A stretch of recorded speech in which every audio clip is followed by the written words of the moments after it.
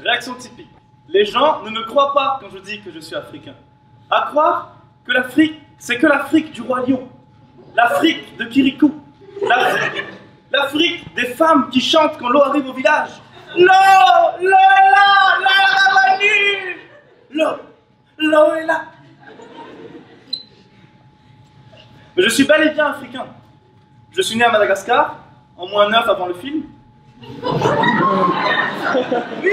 Oui, je suis obligé de préciser. Parce qu'avant d'avoir vu le film, je ne comprenais pas pourquoi est-ce que j'avais des discussions surréalistes où je devais convaincre les gens que notre hymne national, c'est pas I like to move it. Et c'est là que je me dis, heureusement, mais heureusement que les diplômes, ça existe dans la vraie vie, pour que des gens comme ça, ils ne puissent pas atteindre des postes à haute responsabilité comme la sono des Jeux Olympiques. T'imagines? Ça fait 2022 ans qu'on attend ça.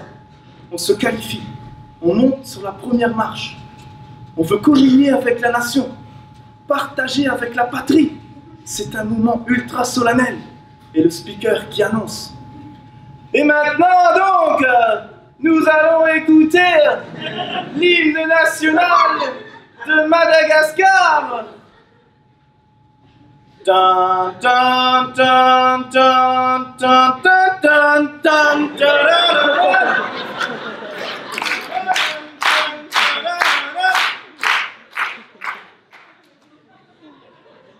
Vous avez cru, hein?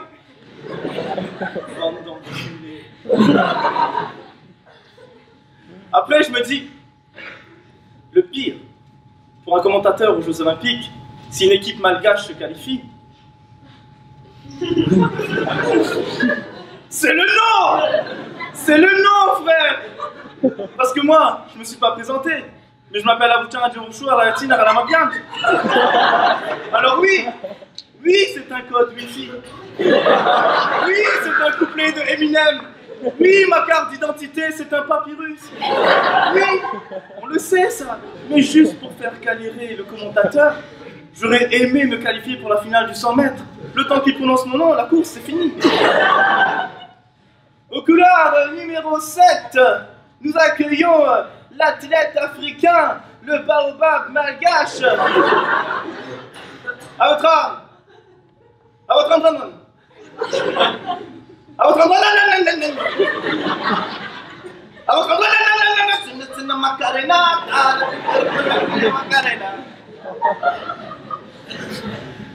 Et ouais, c'est pas facile tous les jours d'avoir un nom exotique. Parce que ça veut dire que tu dois te battre 2 fois plus que les autres. Et ça me fait peur. Ça me fait peur pour la suite, pour la vie professionnelle. Rien que ce terme, vie professionnelle. Ça me traumatise.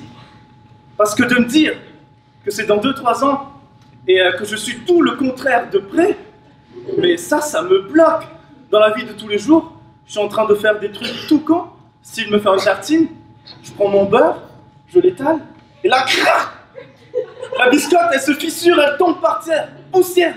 Et là, moi, psychologiquement, je peux pas, je craque, c'est la fin. Je dis, voilà c'est quoi ta vie? Ta vie, c'est de la merde. Tu sais même pas faire une putain de biscotte, comment tu veux que le recruteur, il t'engage derrière? Voilà, tous tes projets que t'as commencé, ils sont jamais finis, et tes amis, ils vont te laisser derrière, et ta vie, c'est de la merde! Ah! Et c'est pour ça que je me dis que peu importe d'où tu viens, que tu sois espagnol, français, italien, malgache, à cet âge, on traverse tous les mêmes choses. C'est juste que on n'a pas été armés pareil. On n'a pas eu le même environnement. Moi, j'ai grandi à Madagascar, j'ai fait mon enfance là-bas. Et Madagascar, c'est une ancienne colonie française. Et quand les Français ils sont partis, bon, ils ont pris avec eux tout ce qui est oppression, esclavage, voilà. Mais ils nous ont laissé des petits cadeaux, genre les calendriers. Tu vois, les calendriers à l'ancienne, avec le nom des saints, le nom des jours fériés et les périodes de vacances scolaires. Du coup, nous, quand on était gamins, on se faisait des petites vannes, style et regarde, on est en vacances, mais ta gueule, on n'a pas d'école.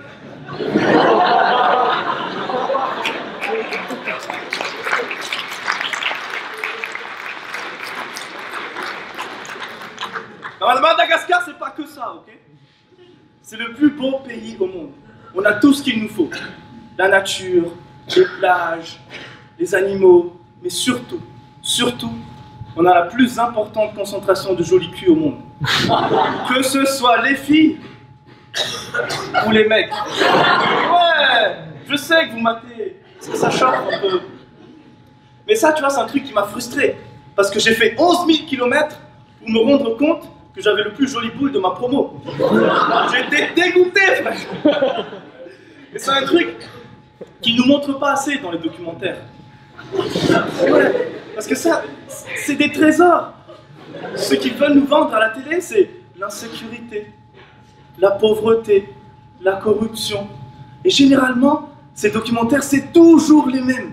Dans un reporter, il va faire une interview dans un petit village perdu, avec leurs grosses caméras, les gros micros, et les mecs, ils savent même pas, dans le village, qu'ils vont être interviewés. Du coup, quand ils passent, ben, ils sont à côté de leur case, comme ça.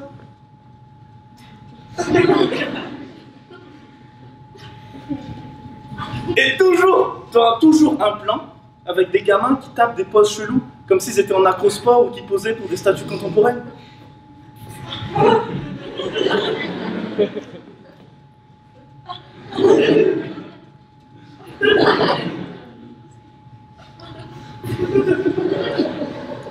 Et moi, je regardais ça avec un pote, et il me disait, mais pourquoi est-ce que les gosses, ils font ça dans ces vidéos? Et je lui disais, mais c'est normal, tu vois, ils n'ont pas l'habitude des grosses caméras, des gros micros, du coup, ils sont un peu déstabilisés. C'est comme toi, quand tu es en projet de groupe et que tu dois présenter, et que c'est pas à toi de parler, du coup, tu es sur le côté, et tu sais pas quoi faire de tes mains. Comme si on venait te rajouter les mains 5 minutes avant la présentation. Et du coup, ton cerveau, il essaie de te donner des ordres, mais il manque une connexion entre là et là. Vas-y, mets-les normal. Ah, mais genre, plus détendu, sur le côté, téco. Ouais, non, croise-les. Oh frère, tu les as jamais croisés comme ça. Essaye un autre truc, freestyle.